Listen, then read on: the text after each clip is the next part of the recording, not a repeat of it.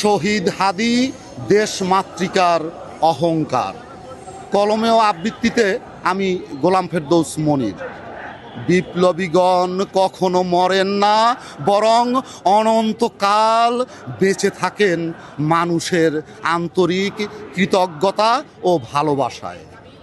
তিতুমির, ক্ষুদিরাম, রফিক, শফিক, জব্বার, সালাম, বরকত, শফিউর, আসাদ, নূর হোসেন, আবু সাইদ, মুগ্ধ ও সময়ের সাহসী বঙ্গবীর সন্তান শহীদ হাদিগং মরেও যে চির অমর।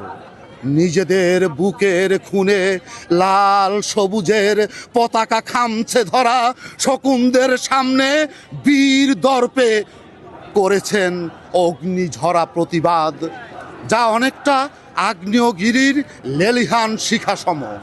হায়নার বুলেট দৈহিকভাবে না ফেরার দেশে চলে গেলেও দাবাগ্নিসম জল জল করে সকল প্রতিবাদীগণের অন্তরে। প্রতিবাদী বীর হাদিরা কখনো মরতে পারেন না। প্রতিবাদের অপর নাম হাদি। অন্যায়ের বিরুদ্ধে গর্জে ওঠাই হাদি।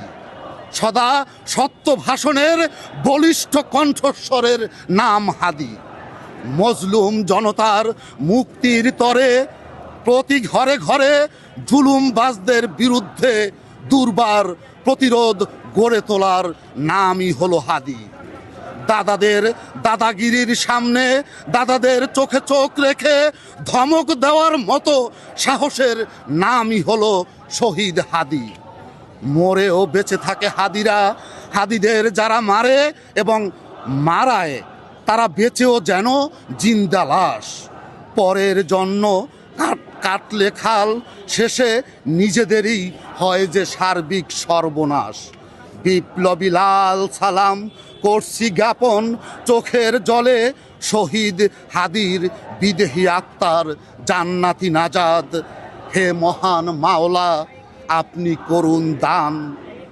হাদিরা মরতে পারে না, হাদিরা মরেও যে চির অমর। শহীদ হাদিরাই হলেন আমার এই দেশ মাতৃকার সূর্য সন্তান।